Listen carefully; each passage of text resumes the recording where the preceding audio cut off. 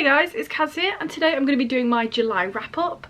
But first of all, just a little side note, didn't actually pick up anything in July, so don't expect a haul because it didn't happen. But what I did do is read some books, and let me just talk about them. So during July I participated in the Indie Accords Readathon, so everything except one book is indie, independently released, either self-published or on an indie label. And then there's just one book, because it was on my 2022 TBR and I wanted to get at least one book off there that is a traditional published book, but you know, we'll talk about that when we get there. Oh yeah, also you're going to notice that I did get 3 months free of Kindle Unlimited as well, so I read a few ebooks to make it worth it.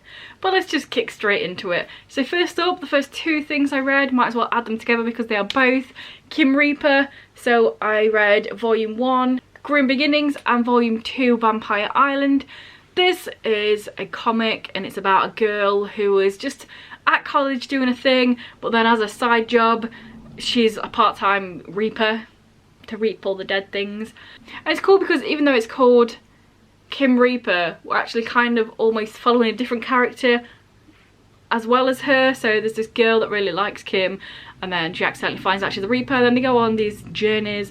The artwork's cute, the stories are fun and a bit silly, and I enjoyed it, so yes. All in all, a good time. After that I read The Book of Ethan by Russell J. Sanders. Also this one counted for the Buzzwordathon because it was something to do with a bookish word or a ready word. Let me look. Yeah, the prompt was bookish and it's got the word book in, so that's why it counts. And this one, it was fine. It was a 3-star read. It was very average.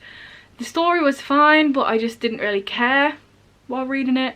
So this is about this guy, Ethan, and he's part of this covenant cult type thing. They live in a place that has all the barriers around, so they're not allowed to go out.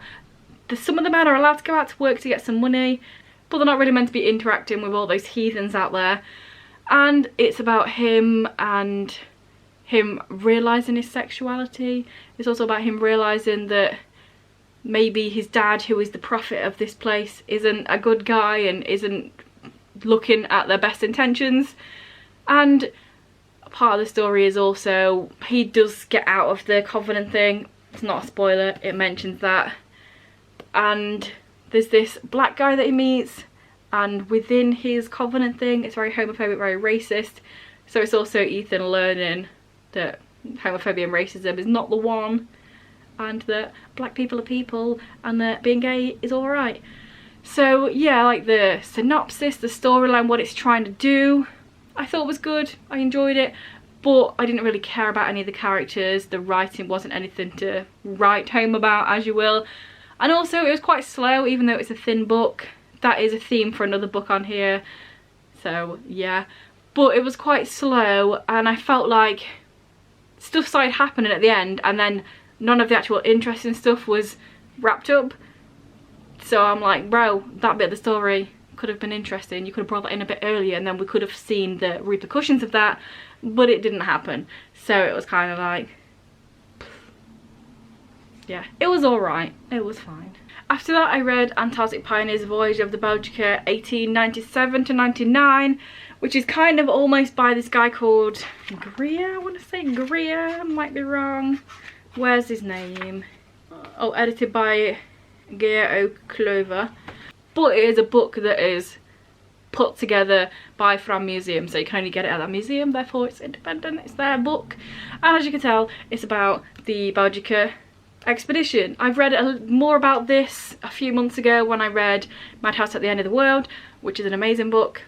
Read it if you like non-fiction about polar stuff. And so this, obviously you can see it's quite thin. It's just a basic summary of everything that happened going through. It's got pages on each of the men that was on the expedition. It's got stuff about what happened. It's also got loads of cool pictures. Right at the end, it's got pictures of when they found the ship underwater. So it's got all of these cool pictures from when it was found, which I think is a really cool addition. And yeah, it's got like photographs and obviously the actual words and the storyline of what happens. It's got some of the pictures that the scientists drew to show the creatures that they found for the first time ever. It's got drawings that were in diaries and stuff of the men that were kept. So it's just got a bit of everything really. And also I thought it was cool that in Madhouse at the End of the Earth, I said world earlier, it's Earth, Madhouse at the End of the Earth, not at the end of the world. It talks about one of the scientists and that he would draw comics and it would be like a nice little relief for the men because they were on this ship. I haven't actually told you anything about the Belgica. So it got trapped in ice and then they were over there and then it was the polar night, so it was all dark and people getting scurvy and going mad and stuff like that. All the good stuff. So in that book I learnt about this, one of the scientists that was doing comics, and then in here it's got some of them, so I think that's a really cool little addition if you've read that other book. Come on Light, sort yourself out. So it's got some of these comics where all of them were pretty much taking the piss out of the other scientist on board. He had a character that had a name almost the same as him and he would just like draw all these silly comics about him having a really big bum and just being really childish, but it was a nice little thing for the men on board to enjoy whilst trying not to go mad and die and stuff. So yeah, it was a fun time. After that I read Conventionally Yours by Annabeth Albert, and this one was also a really good book. I really enjoyed this. So it's about this team of gamers and they play this game and it's kind of like, if you know Magic the Gathering, it's like that but not, because that's probably copyrighted. So it's their own card game in here and it's about this group of people that play it on, and they've got a YouTube account and then the people watch it, and then there's a convention and there's a road trip to get to the convention and then stuff happens and stuff. It's also a romance between two of them. It's like enemies to lovers kind of thing. So it was a really fun time to read. I'm not a massive gamer myself, but my siblings were massive about Magic the Gathering. They still have bajillions of cards, but like, there was a point in time where I couldn't even get in my own bedroom because there was just like 10 people scattered across the floor because they were all playing Magic the Gathering because I shared a bedroom with my sister, to the point where I actually got my dad to build a wall between in the middle of the room because I wanted my own space. But I have fond memories of the Magic now. At the time, not so much. But it was really cool to read, so even though I've not really played it much myself, I've had a couple of games, don't get me wrong. I know sort of the ins and outs of how to play the game, and it mentions certain cards, and obviously they're not the actual cards, but I understand what they're doing.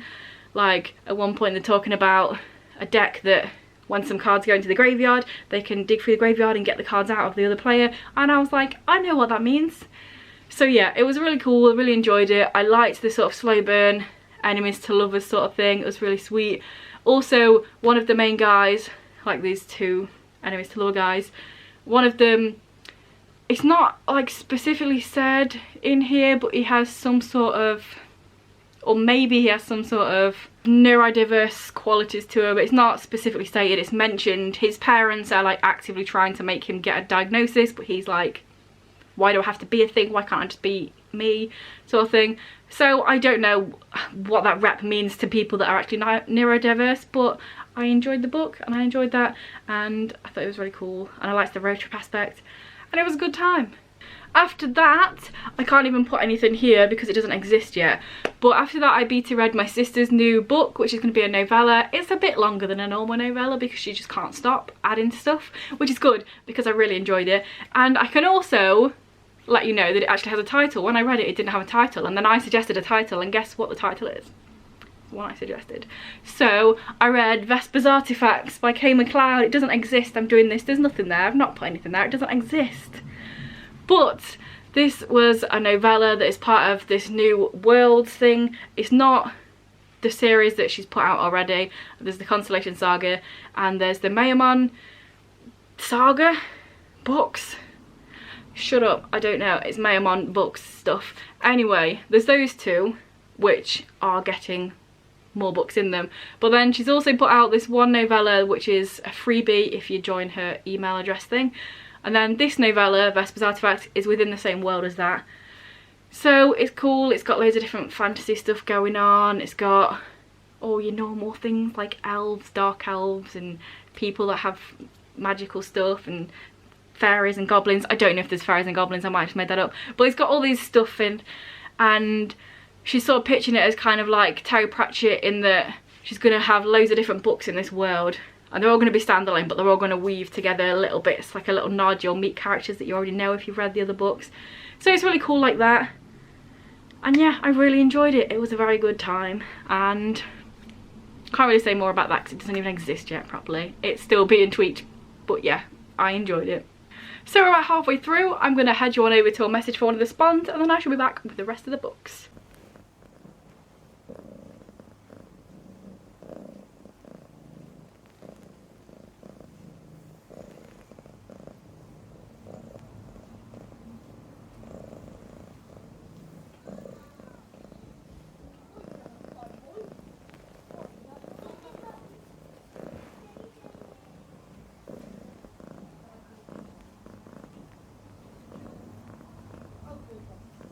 So after that, and before that, and within that, because this book took me ages to read, I read Junkshot Blues by Cole McCade, I want to say. I think that's right. This is the second book in the Criminal Intentions series. And this is a series that I've heard loads about and everyone seems to love. And then I got Kindle Unlimited again for a few months for free. I thought, right, I'll read the second one. I read the first one and I gave it 3 stars. I thought, yeah, it's fine.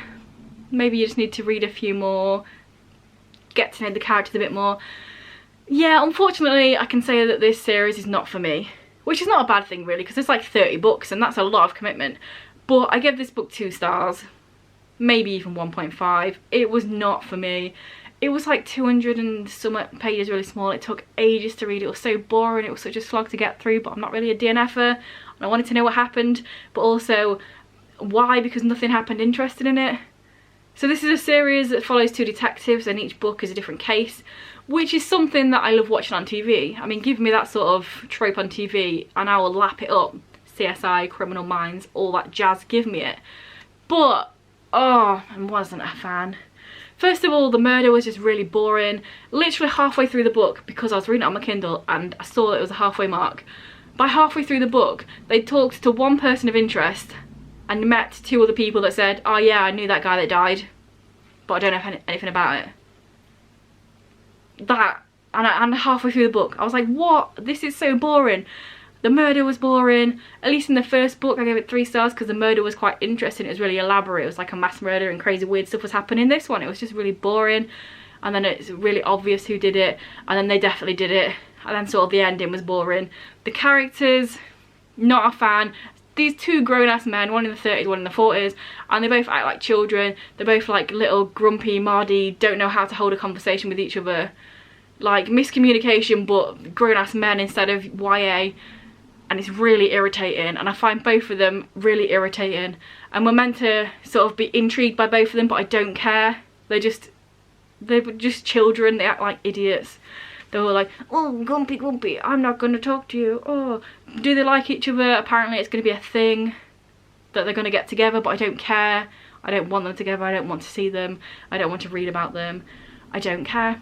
So yeah, that's it. Moving on. After that I read The Touchstone by MC Lee, and again, this one was fine. It was like a 3-star read. I was very much on there. It's fine. Really enjoyed it. Hyped this month. Like, back and forth, back and forth. This one is about this group of characters that all have powers, and we follow these 2 main characters who have been friends forever and now they're together, and one of them can fly and one of them doesn't have a power, but they're sort of on the run, staying away from people because there's these people that seem to be after them. And then all the rest of the characters are in this group, like an X-Men type of group, and there's this one dude and he's wanting the flying dude to come into the group, but they're not really massive fans of the other guy because he doesn't have any powers. Like, oh, you're not part of us, you're just a poxy normal human, go away. And yeah, it was fine reading it. It's part of a series, probably not going to carry it on, to be honest. And I enjoyed the powers, I enjoyed the storyline, sort of plot, but also it wasn't anything to write home about. I'm saying again, it was fine. It wasn't bad, it wasn't good. It was a book and I read it. So yeah.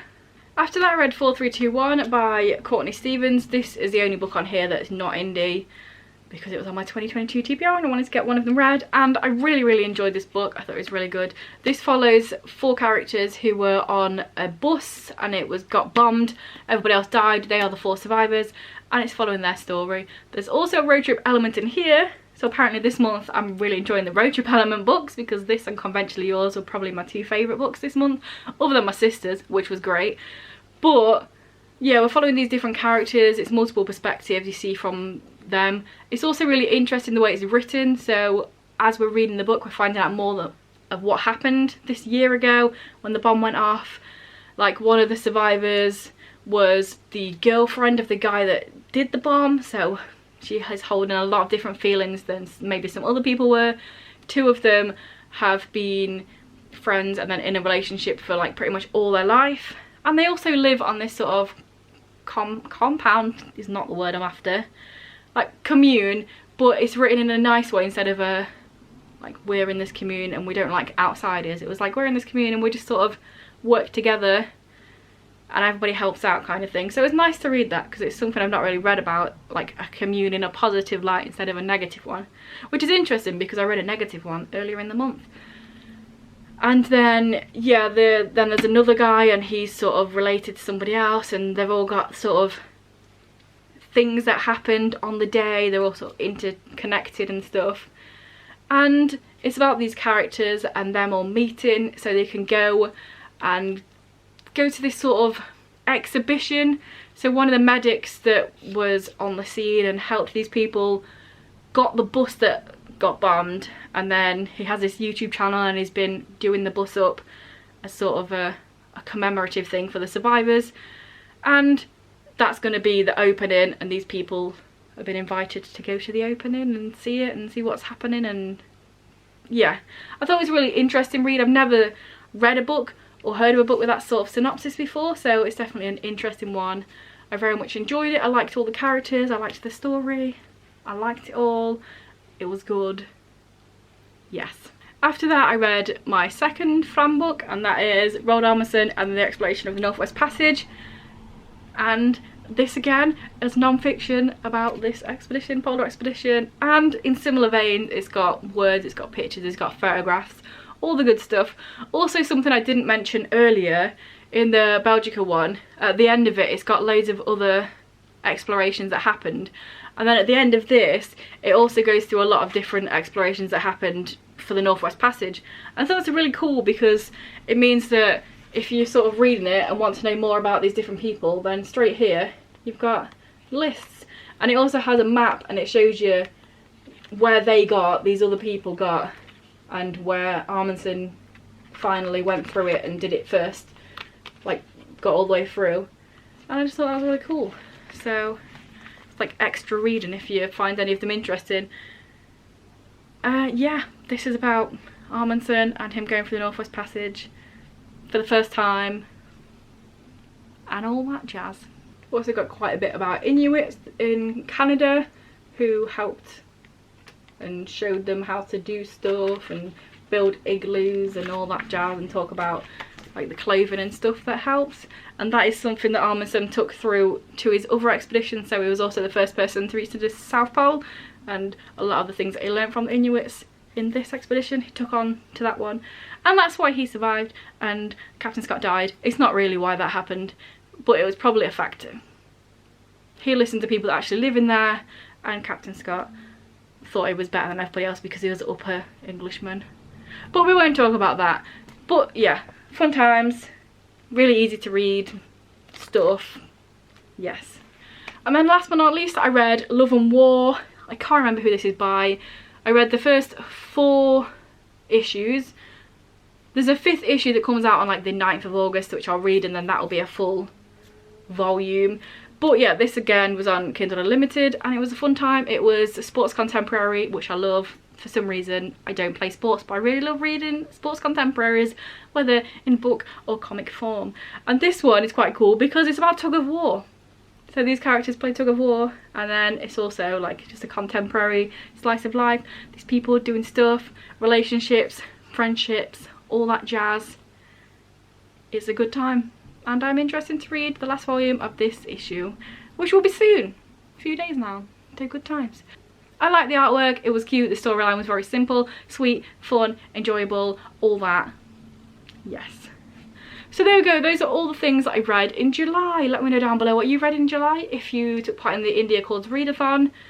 If not, what else? I'm sure those are like 27 readathons, because there is every month now there's like 52 readathons. So yeah, let me know down below. And if this is your first video by me and you enjoy it, then please check out some of my others, and if you continue to enjoy, then please subscribe, that'd be awesome. Anyway guys, I will see you in a few days with another video, but not a haul because I didn't actually haul anything.